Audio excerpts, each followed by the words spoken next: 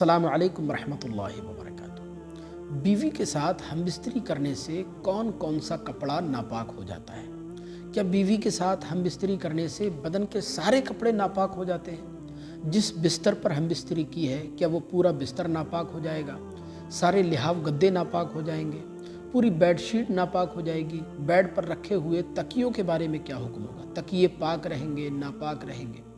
जिस बिस्तर पर हमबिस्तरी की है उस बिस्तर पर बैठकर कुरान मजीद की तिलावत कर सकते हैं या नहीं? तस्बीह या ज़िक्र व अज़कार पढ़ सकते हैं या नहीं? इस बारे में शरीयत मुतारा का हुक्म क्या है? देखिए, बहुत से लोग इस मसले में कन्फ्यूज़न का शिकार हैं। अक्सर लोग यही समझते हैं कि बीवी के साथ हमबिस्तरी करने से बदन के सारे कपड़े नापाक हो जाते हैं। हालांकि ऐसा नहीं है, बल्कि असल मसला ये है कि नापाकी, गंदगी कपड़े के जिस हिस्से पर लगेगी, कपड़े का वही हिस्सा नापाक होगा, बाकी हिस्सा पाक रहेगा।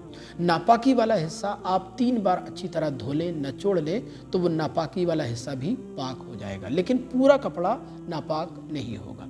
इसी तरह जिस बिस्तर पर बीवी के साथ हमबिस्तरी की है तो बिस्तर का वही हिस्सा नापाक होगा कि जिस हिस्से पर नापाकी, गंदगी लगी है, या मर्द या औरत की मनी लगी हुई है, उसको आप धो करके पाक कर लीजिए तो बिस्तर पाक हो जाएगा। इसी तरह बेडशीट पर या तकियों पर अगर नापाकी लगी है तो जिस हिस्से पर नापाकी लगी है वो हिस्सा नापाक होगा, बाकी हिस्सा पाक होगा।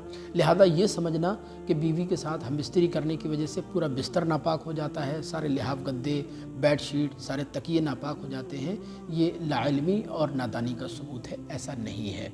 और रही ये बात कि जिस बिस्तर पर बीवी के साथ हमबिस्तरी की है उस पर बैठकर कुरान मजीद की तिलावत कर सकते हैं या नहीं कर सकते, तो देखें, अगर नापाकी, गंदगी चादर पर, बिस्तर की चादर पर सूख चुकी है, खुश्क हो चुकी है, तो उस पर आप दूसरी चादर बिछा करके वहाँ बैठकर कुरान मजीद की तिलावत भी कर सकते हैं, तस्बीह भी पढ़ सकते हैं और आदो वज़ाइफ, ज़िक्र व अज़कार भी कर सकते हैं। इसमें शरअन कोई हर्ज की बात नहीं है। लिहाजा खुलासे कलाम ये हुआ कि जो लोग ये समझते हैं कि बीवी के साथ हमबिस्तरी करने से बदन के सारे कपड़े नापाक हो जाते हैं या पूरा बिस्तर नापाक हो जाता है, सारे लिहाफ गद्दे नापाक हो जाते हैं, उनको असल मसला मालूम नहीं है। आपसे गुजारिश है कि उनको असल मसला आप समझाएं।